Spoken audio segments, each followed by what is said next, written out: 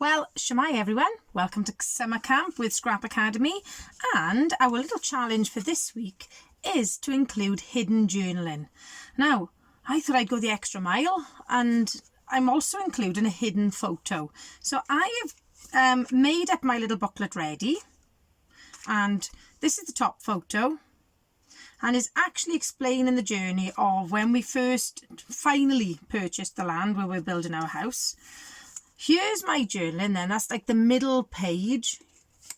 So I'm going to stick that onto there, and this is going to be the final photo at the end. So this is the construction work that's going on at the moment. So I'm going to build my page up around this. I'm going to be using some Jen Hadfield This Is Family. This is the last bit of collection I bought because I'm on a real scrapbook use up mission, but also a bit of a spending freeze because obviously we've got lots of expenses with the house. So I'm going to use up some of these papers, and I'm envisaging, I want you to echo that banking. So I'm going to have some strips of paper across the top, one down the bottom then with the little houses. I'm also going to crack out a Tim Holtz stencil, I couldn't think what that was called then, and some Distress Oxide to perhaps do some background work. And I'm going to be using some of my ephemera. So as you know, these are for oh my word, for prizes. There are prizes, there are sponsors. I'll talk more about that when I do my voiceover, so let's get started. Okay, so here I am now, and I'm going to use red sticky tape because this red back sticky tape is really strong, and I want these to sort of stand the test of time. But it's so strong that I can't seem to get the backing off. That's because I bite my nails. There's my confession for the day.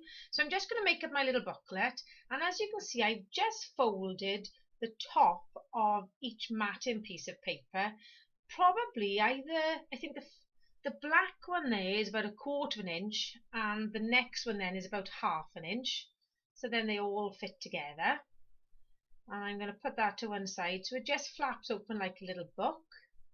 Then I'm going to use my Tim Holtz, I love this brick stencil, and I'm going to use my Distress Oxides with my very cheap makeup brushes. I don't use these on my face, by the way.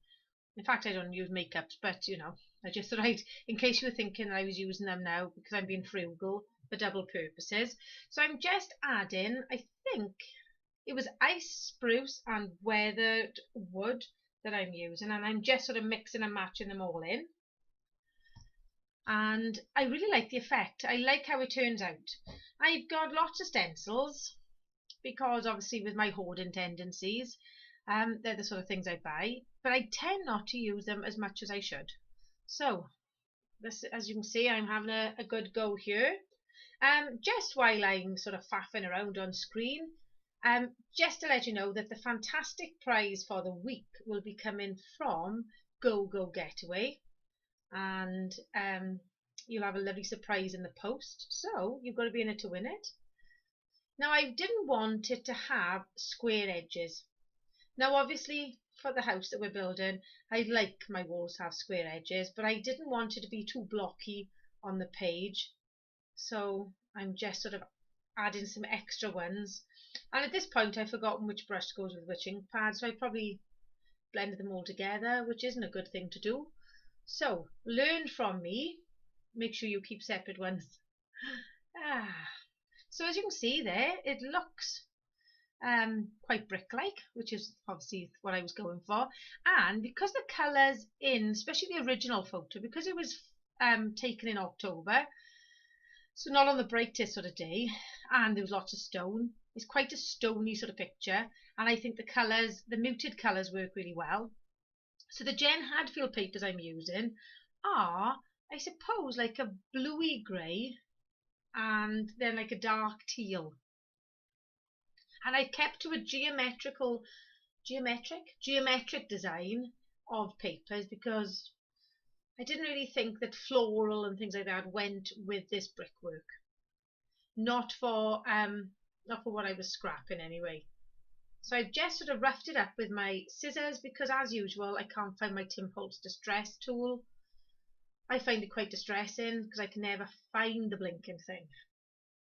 And I'm just using, that's just a branding strip, which I'm sticking on with Tombow.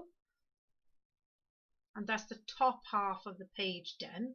And then I can't decide for a while whether to add anything to the bottom, paper-wise, but I did think, right, I need to add a few more random bricks in. So give this a try. If you haven't got a piece of pattern paper that fits your theme of your layout perfectly, then dig into your stencils and see what you've got. So there's my brick design, and as I say, I really like the colours in this.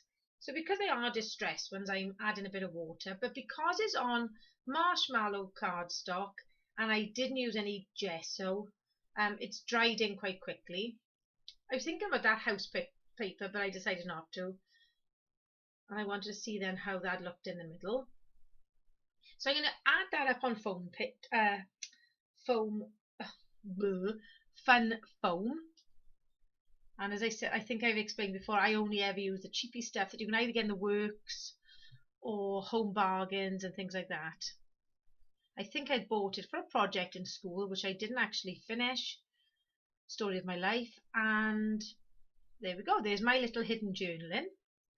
And then obviously you've got to try and tell the person who's looking that there's a lift the flap, really. So these are little, like the little stakes you put in when you plant seeds, and it tells you where you've planted. These are actually in the Jen Hadfield At Home collection, and I think is bloom where you planted, and then the other one says love, hope and charity or something. So I wasn't really going, I mean obviously the bloom where you planted is quite a nice one for building a house. The love, hope and charity not quite so relevant, but it followed the theme really well. And I realised there that that really strong tape I've managed to get over the edge of the peel up thing. So I'm thinking of using these alphabets now, because I want you to put the dates that these photos are taken, because actually the one that we're looking at now was taken just after the roof trusses went on and the fascia board, which was about the middle of July. And the other one was taken in October 2019. We actually put the offering for the land in February 2018. But sadly, Welsh Water don't work very quickly, and neither do our local council. That's all I'm going to say on that matter. So I'm just putting the dates down bottom, because otherwise it wouldn't mean very much at all. And I did my journaling on the computer. I use a typewriter font on my on Word or Publisher, I think it might have been. And then I cut it into strips then to fit the journaling card, which was actually a 4x6 journaling card from a cut apart sheet. Now I do toy with the idea of using that label, but it doesn't stay. Because I haven't got pinks and flowers anywhere else, I thought it was a bit out of place. So I wanted it to be quite geometric and similar sort of colours. So this journaling card had let the adventure begin. So I didn't want the bike down the bottom, and I thought that was too big a piece to use in one go. So then I decided to chop it up, a bit like a ransom note. Not that I've ever sent ransom notes, okay, but that's what they usually look like, isn't it? So there we are. That's the other thing, is see if you've got cut apart sheets, use them and make your own embellishments.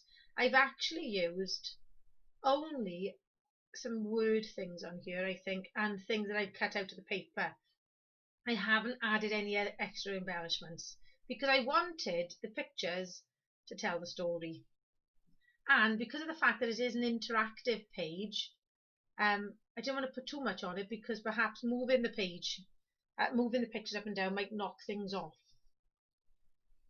So I'm just using some foam pads now to put those up. So how are you enjoying summer camp so far? I must be honest, there are some fab challenges coming up to get your brains thinking, but also just to hopefully spur on your inspiration. So I like this cut apart card, but I'm looking for some more ephemera, but I've flicked through this about 100 times, so I don't know why I think there's going to be anything different in it this time. Because I have used this collection quite a lot because I'm on a massive spending spree. Oh no, freeze. Don't let my husband find out I'm on a spending spree, otherwise he'll go mad. I'm trying to use up what I've got. So I am sort of putting it out across things that I think, oh, would that go? But I lose the heart and the label by the end of it. I don't know when I'm ever going to use supper time on a layout, because my supper's usually a cup of tea and a biscuit. So this is off another cut apart sheet here. So I'm going to put hello, let the adventure begin, because they're very similar colours. And I'm going to use that other little banner piece which says remember this.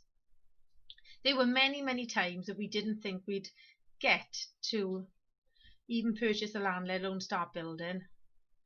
So this has been one hell of a journey. So there we go, I'm just putting that down, remember this. And then I decide, nah, I'm not going to keep that. It doesn't go with the theme. Oh, that one. But then I'm thinking, I need something down the bottom of this page because it looks a little bit unfinished. And I need somewhere to put my title. And I'm going to use those multicoloured thickers. And then I like that, but it said, make memories, or memories last longer than a clean house. Well, I haven't actually got a house on here, so I just wanted the memories, and I can't even remember if I use it. So I'm going to bring in this stripy piece of paper again, just to add to the bottom, and to hide all those lovely bricks that I took time to ink. And I'm just distressing that then. And to be honest, I don't do a great deal more apart from add the title. So as I say, please check out our sponsor for the week, which is Go Go Getaways. They've been doing lots of lovely online crops lately as well. So I'm not going to make you watch me flick through the letters because I wanted to keep it to a general sort of theme. But in the end, I just needed to use what I had. And I couldn't work out. I was thinking of gonna build a house, you know, like the tweenies used to sing. But in the end, I can't write gonna. The teacher in me can't let that happen. So I go with let's build a house. So here we go. I'm just going to add my title in, and I'm going to go to live again in a second. So here we go. My layout is finished. There we are. And you're probably wondering, right, okay, so she's got all that hidden journaling. How is she going to manage when it's in a page protector? So I've actually put in a page protector to show you. And just because my camera might struggle here, what I did was I just used a craft knife and sliced around. So then the page protector can come up with your journaling. So if you are going to put it in a page protector and you want somebody to, if it's hidden journaling, obviously, which is private, then you might not want anyone to see it, but you might want to put on the back of your layout somewhere that, you know, please read the journaling on there. If it's an interactive sort of page like mine is, because although it's hidden journaling, there's nothing private about it.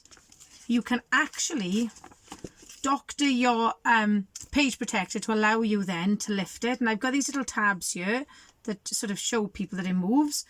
And what I didn't like the back of the pattern paper because it was squares. I think they were like 2x2 squares, and it didn't go with the rest of the paper. So I just used a bit of that paper there to back it with. So if I wanted to, I could include more journaling there. So there we go. So thank you so much for joining me. I hope you're enjoying these fantastic challenges for Scrap Academy and for summer camp. And I shall see you soon. Hwyl fawr ffrindiau. Bye.